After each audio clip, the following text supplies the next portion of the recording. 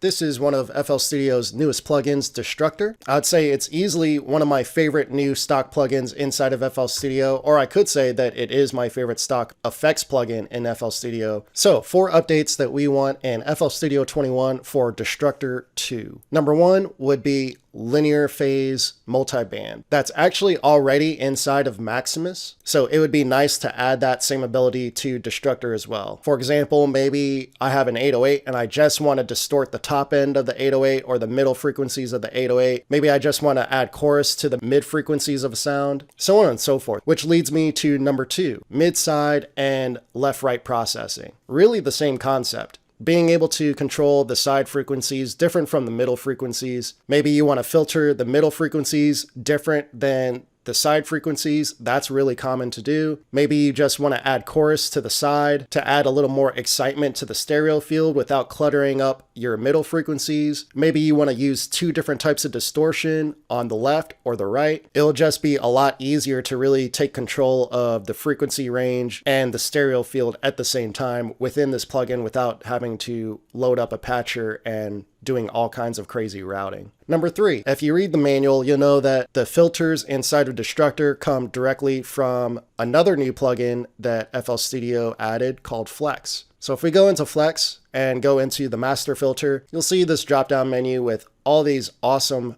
different types of filters, and you'll see that Destructor has those same exact filters in the same exact order. They're absolutely identical. However, there's still some filters that are missing that I would love to see in both Flex and Destructor. So if I were to load up Fruity Love Filter, which is my favorite filtering plugin inside of FL Studio, if you right click right here, go to Lime Low Pass, you'll pull up the main low pass inside of FL Studio. If you go into the sampler right here, go to this drop down menu, this low pass right here, I believe that is the same Lime Low Pass filter inside of Fruity Love Filter. If you go back into Destructor, you'll see low pass 6, low pass 12, low pass 24, low pass 12 alternate, and low pass 24 alternate. Those are the same as these. So single would be 6, dual would be 12, triple 24, alternate dual is 12 alternate, and alternate triple is 24 alternate. The alternate stands for a change in the resonance reaction. So the bandwidth of the resonance is slightly different. So it's going to give you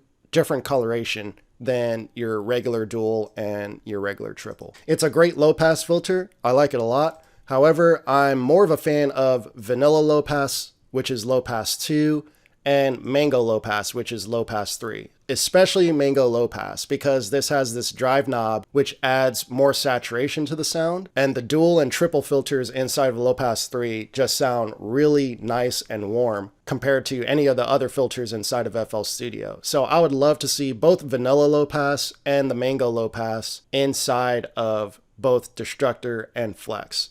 And you can see there aren't any other low pass filters other than this 6, 12, 24, and the alternate 12 and 24.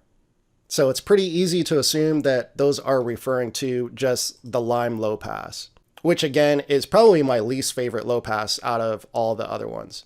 I've mentioned before in sound design videos that a lot of how I judge a synthesizer is really, besides the oscillators themselves, it's the filters. So how good a filter sounds really determines what type of colors and tones and textures that you're really going to get out of your initial sound before you even start getting into effects. I always find it really important to get the source of the sound right before you start adding other effects on it, and filtering is the #1 way to do that. Number 4, last but not least, inside of Destructor's distortion unit, you'll see all these really nice distortions, including my previous favorite distortion, Blood Overdrive, but now we have all these Harmor distortions, which sound absolutely amazing. That was the best thing that has been added to the lower editions of FL Studio. But even in the higher editions of FL Studio, if you already owned Harmor, you would still have to use Harmor to access these distortions. So it's amazing to have these distortions